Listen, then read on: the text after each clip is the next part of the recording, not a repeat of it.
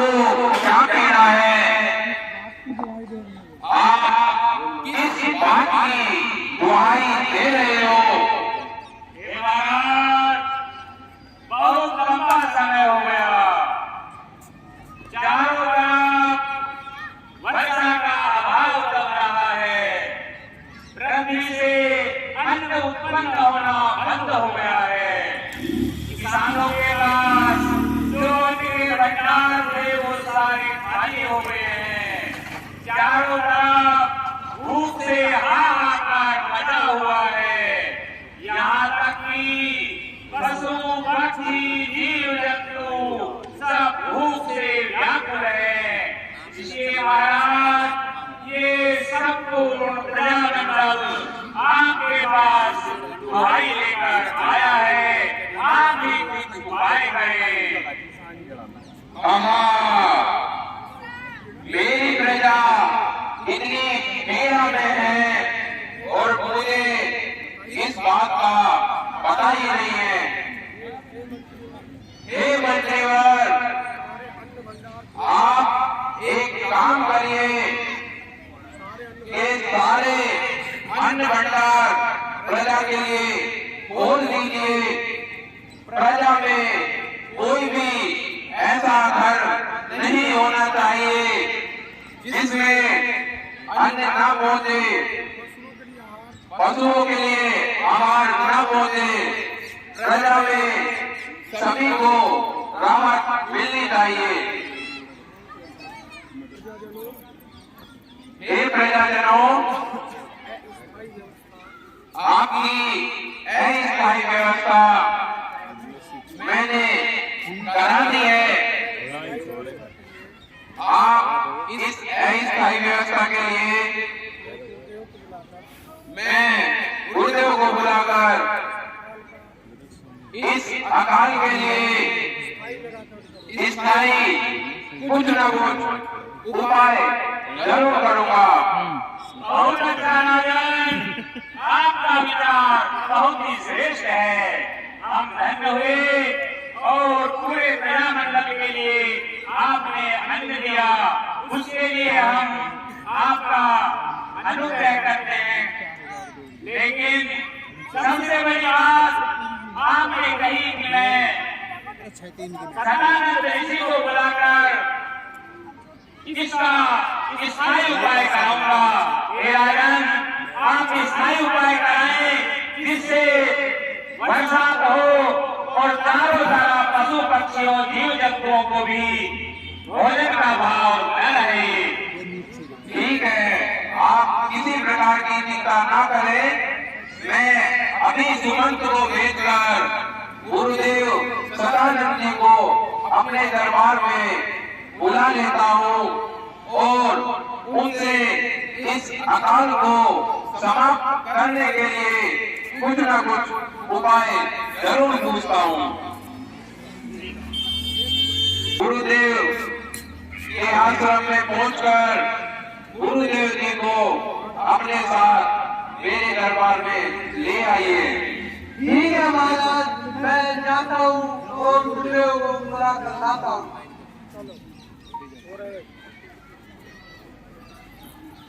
देव के चरणों में नमस्कार, प्रणाम। हमने तो कल भी कही थी। गुरुदेव के चरणों में प्रणाम स्वीकारो। आयुष्मान भव। हे गुरुदेव, आयुष्मान, आप ऐसे ही आसन हुआ। गुरुदेव आपको राजा जनक ने महल में बुलाया है। पानी की व्यवस्था है, पानी की व्यवस्था है, पानी चलो मैं आपके साथ चल रहा हूँ। चलिए गुरुदेव, चलिए।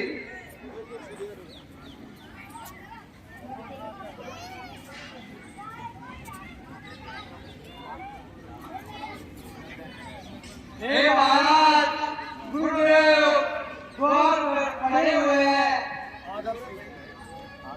एक काम करिए, आप आदर सहित गुरुदेव को, मैं स्वयं गुरुदेव को आदर सहित अपने दरबार में लेकर आऊंगा।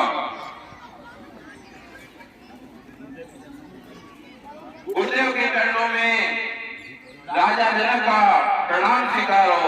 आयुष्मान भव, यशस्वी भव राजन। आइए गुरुदेव आइए।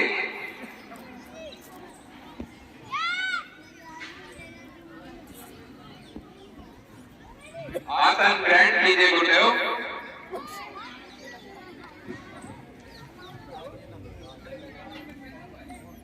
हे राजन, इस निवेदन से आज मुझे याद किया, अपना प्रयोजन प्रस्तुत कीजिए। गुरुदेव, कुछ समय पहले प्रजाजन मेरे यहाँ दुहाई दे रहे थे। उन्होंने बताया कि काफी समय से राज्य में अकाल पड़ा हुआ है, काफी समय से वर्षा नहीं हुई है। वर्षा नहीं होने के कारण खेतों में फसलें भी नहीं हुई है। तो गुरुदेव, मैंने आपको इसलिए ही यहाँ पर बुलाया है कि आप कुछ ना कुछ उपाय जरूर बताएंगे।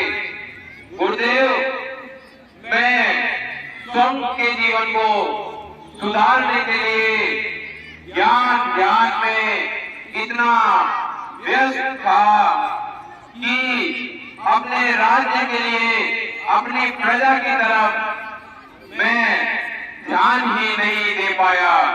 इसके लिए गुरुदेव मैं क्षमा चाहता हूँ, लेकिन अब आप कुछ उपाय जरूर बताइए। प्रजा लोगों का किस प्रकार का ये सब परेशान है, यह सब मैं नहीं देखना चाहता। आप ऐसी युक्ति बतलाइए जिससे वर्षा हो, अकाल समाप्त हो जाए। राजा, ये आपकी बड़ी भूल है। देखो, कर्म और योग दोनों अपनी जगह अलग अलग स्थित हैं।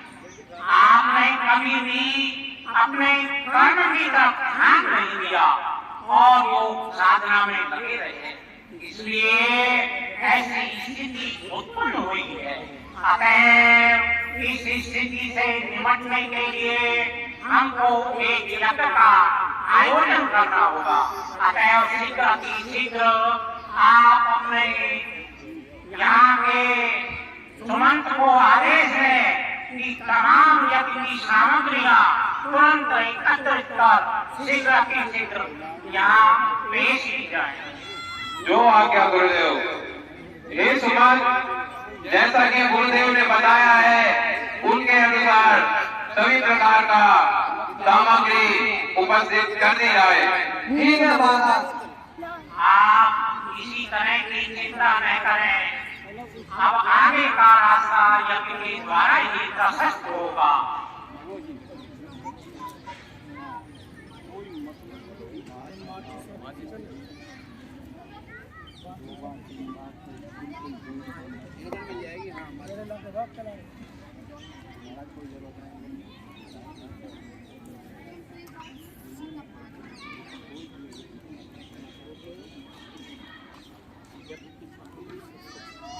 गुरुदेव, यज्ञ की सामग्री आपके समक्ष प्रस्तुत हो गई है।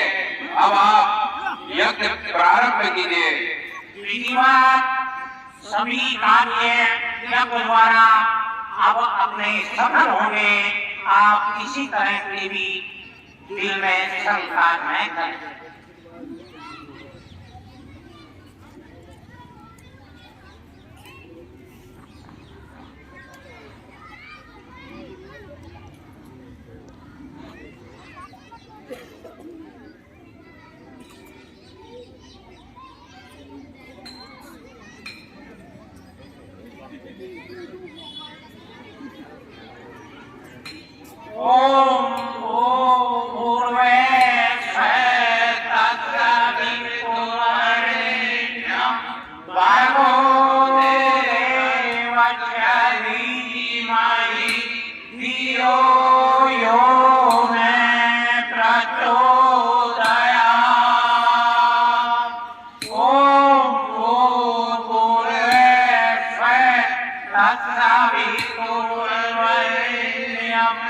भर्गो देवस्य धीमहि धियो यो न प्रचोदयात्। ओम गणेशाय नमः। हर हर महादेव। हे राजन, यज्ञ संपूर्ण हुआ। अब जो यज्ञ में आहुति जली है वो बहुत ही शुभ संकेत है। हे राजा, आगे के लिए अब आप मेरी युक्ति सुनिए। मैं आपको एक युक्ति बताता हूँ जिससे अपने इस आपग्रस्त क्षेत्र का निवारण हो जाएगा। हमें पूर्ण विश्वास है। आप एक सोने का घर बनवाइए और आप स्वयं चलकर खेत में हल के द्वारा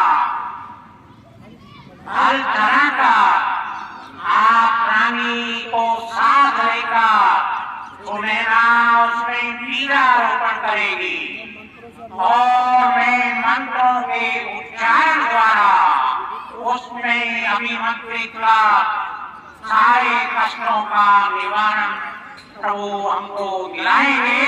युक्ति के अनुसार शीघ्र की शीघ्र ये कार्य कीजिए।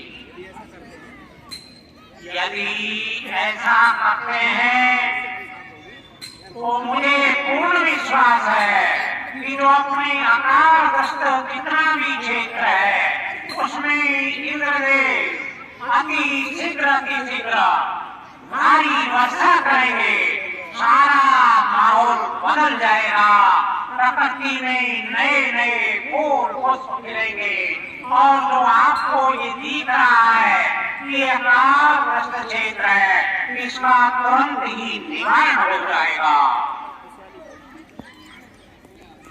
ठीक है गुरुदेव, आपकी जैसी आज्ञा है मैं उसकी पालना करूंगा।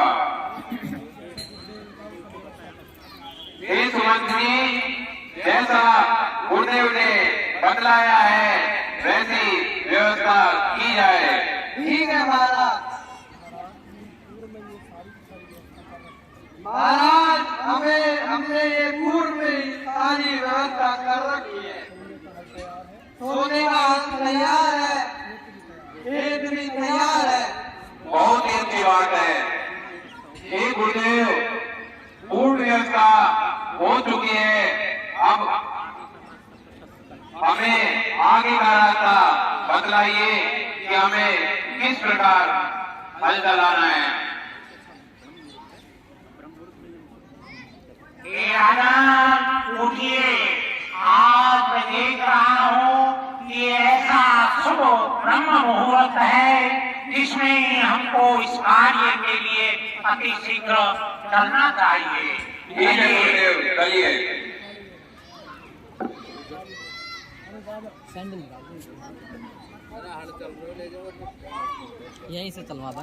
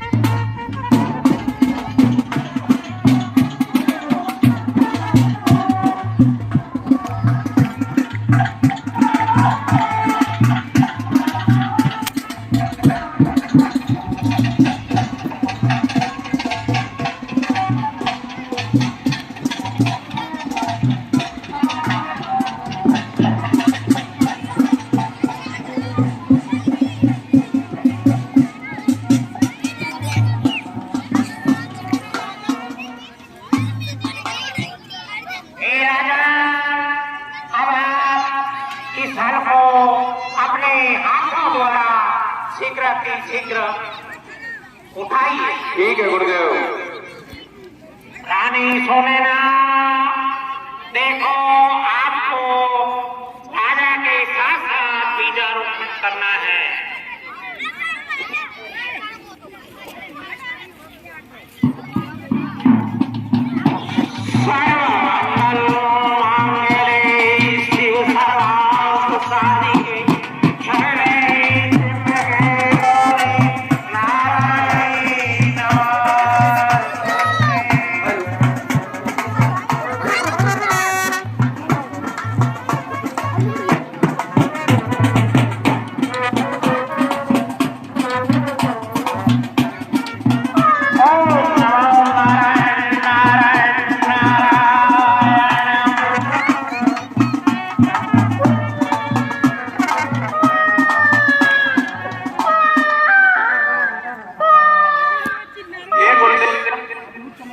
ये तो अद्भुत चमत्कार है।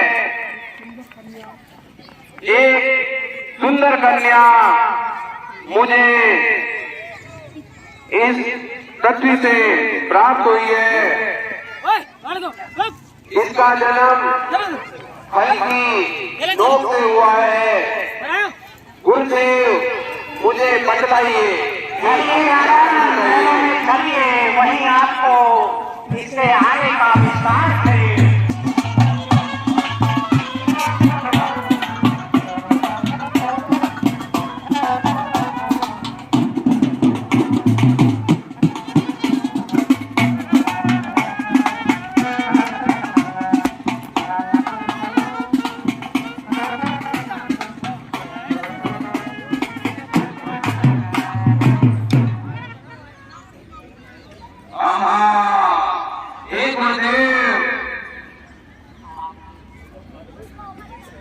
ये तो एक अद्भुत विचित्र घटना हुई है। आप मुझे इस कन्या के लिए भविष्य के बारे में, इसके भाग्य के बारे में बतलाइए। राजन बैठिए आप।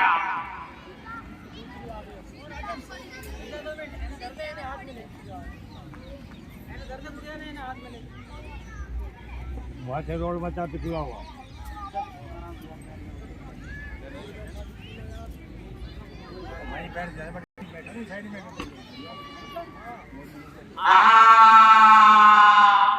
हे राजा, ये तो एक अद्भुत कन्या, इसको मामूली कन्या न समझे, साधारण कन्या नहीं है। ये शक्ति स्वरूप का अवतार है।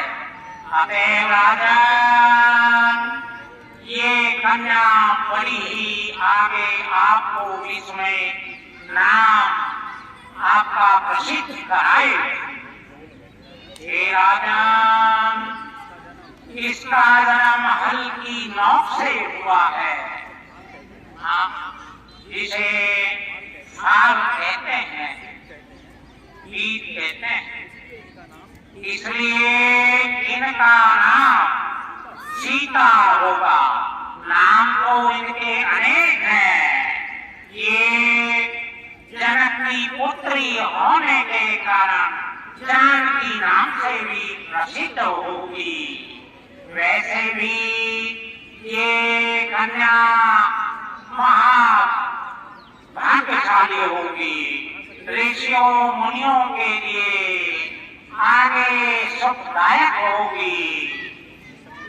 ये शक्ति स्वरूप है, इसलिए इसे साधारण कन्या ने समझकर आप इसका लालन पालन कीजिए। जो आज्ञा गुरुदेव।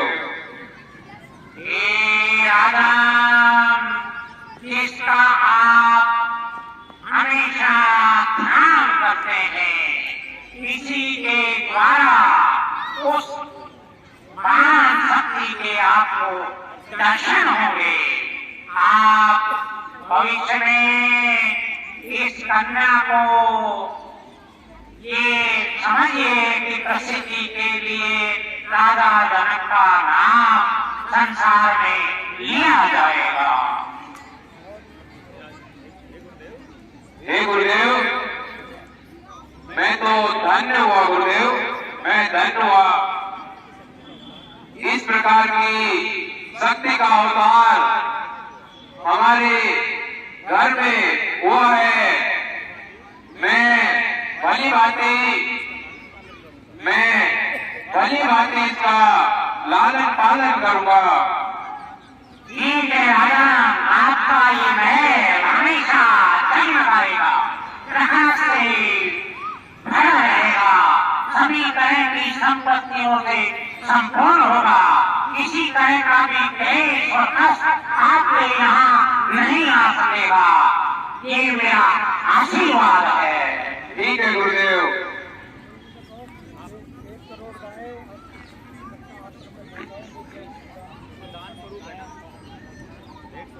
हे सुमन, आप एक काम करिए, गुरुदेव के साथ इनके आश्रम में 1 करोड़ गाय और धन दौलत स्वर्ण मुद्राएं आश्रम में पहुंचाइए।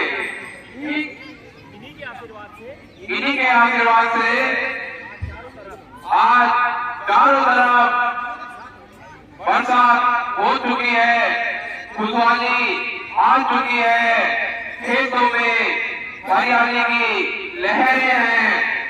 ये सब इन्हीं के आशीर्वाद का प्रताप है। ठीक है महाराज, मैं ऐसा ही करता हूँ। आइए गुरुदेव, आइए।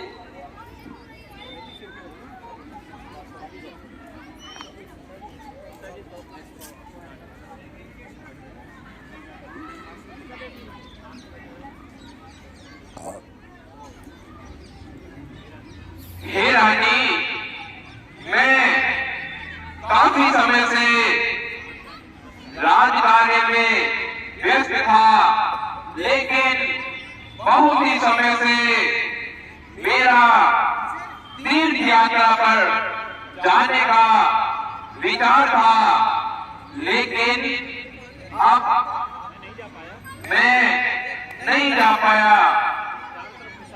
लेकिन अब चारों तरफ खुशहाली है, इसलिए मैं अब चाहता हूं कि यही सही समय है और मैं अब तीर्थ यात्रा के लिए जाना चाहता हूं। इसलिए आप एक काम करिएगा कि मैं नित्य प्रतिदिन भगवान शिव के पिनाक धनुष की पूजा अर्चना करता था, लेकिन मेरे अनुपस्थित रहने पर आप मेरी अनुपस्थिति में भगवान शिव के पिनाक धनुष की पूजा अर्चना, उस कार्य को भली भांति रूप से करिएगा। जो महाराज, मैं सही रसी करूंगा।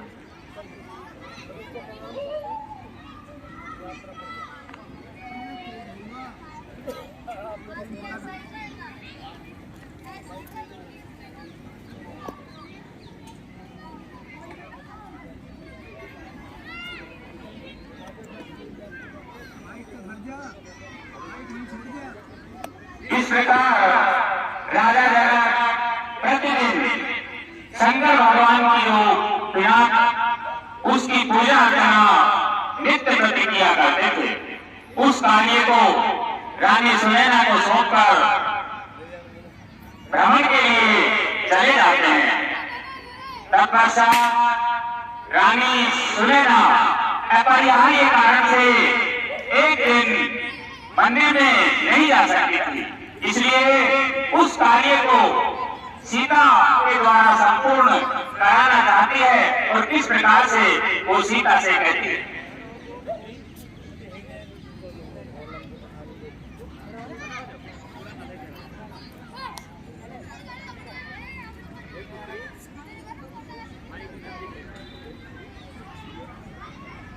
पुत्री, मैं किसी कारण से मंदिर में प्रवेश नहीं कर सकती। इसलिए आप मंदिर में जाओ, वहाँ पर जो शंकर भगवान का धनुष धरा है उसकी साफ सफाई और पूजा अर्चना मैं आपको सौंपती हूँ। उस कार्य को भली बातें संपन्न करके आना। ठीक है माता जी, ऐसे ही करूँ।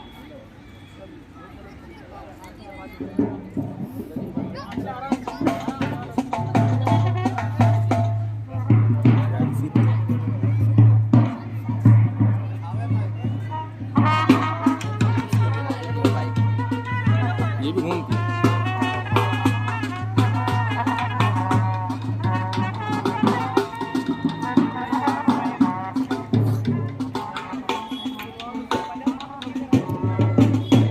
ये नगर के बजा रहा है, कल से समझ में ना आ रही। ये नया है, इसको हम यार नया है नहीं यार, वो पहले वाले तो मजे ही नहीं आए।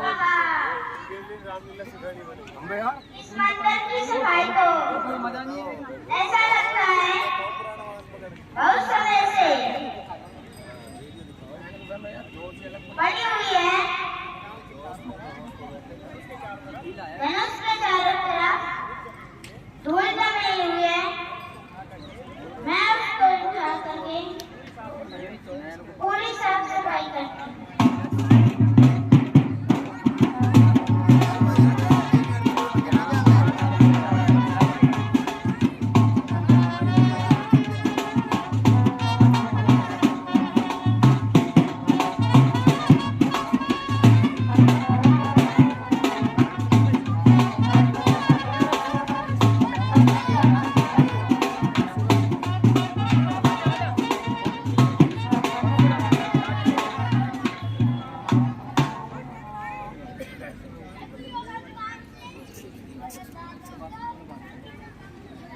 जानकी जी ने ये लाए हो संपूर्ण मंदिर की सफाई धनुष आदि उठा करके और बहुत ही अच्छी तरीके से उसकी सफाई की। उसी समय राजा जनक तीर्थ यात्रा पूर्ण कर वापस महलों में लौटते हैं और सबसे पहले अपने आराध्य देव शंकर भगवान के मंदिर में पहुंचते हैं और वहां की व्यवस्था को देखते हैं।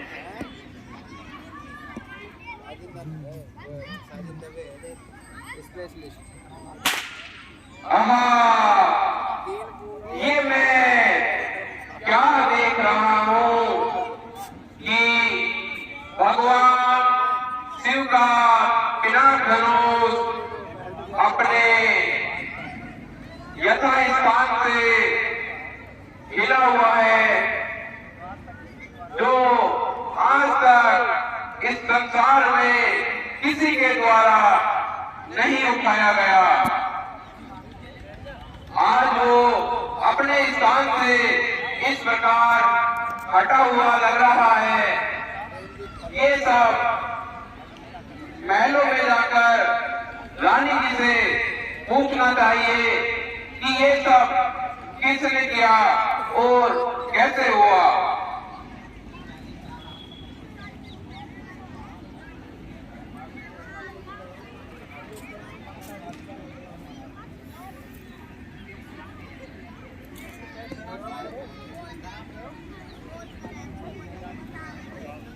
हाथी के चरणों में प्रणाम।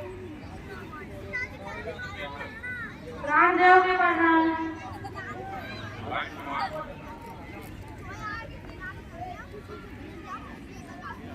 हे रानी, मैं अपनी तीर्थ यात्रा पूर्ण करके आ चुका हूँ, लेकिन मैं सर्वप्रथम भगवान शिव के पिनाक धनुष को प्रणाम करने गया था, लेकिन मैंने वहां पर देखा कि भगवान शिव का जो धनुष है वो अपने यथास्थान से हटा हुआ है। इसका क्या कारण है मुझे बतलाइए। हे प्राणनाथ, मैं पर्यायी कारण से एक दिन मंदिर में नहीं गई। मैंने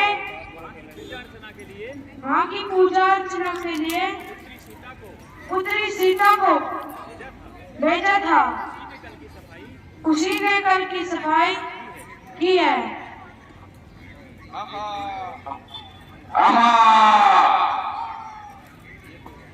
ये तो महान शक्ति है। जिस धनुष को सहस्त्रों योद्धा हिला नहीं सके, उस धनुष को पुत्री सीता ने सहज ही उठा लिया।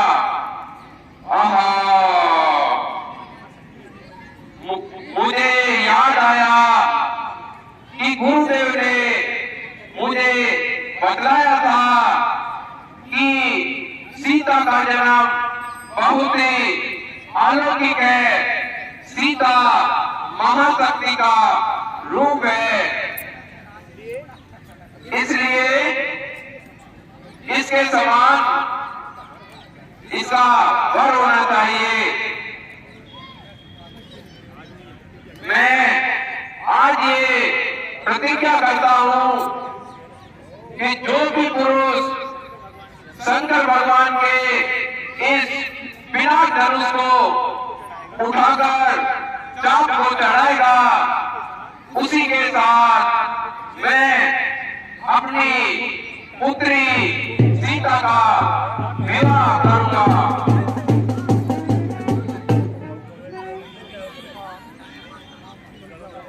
इस प्रकार सीता जी के जन्म का संकल्प हुआ। राजा जन्म में सीता जी का विवाह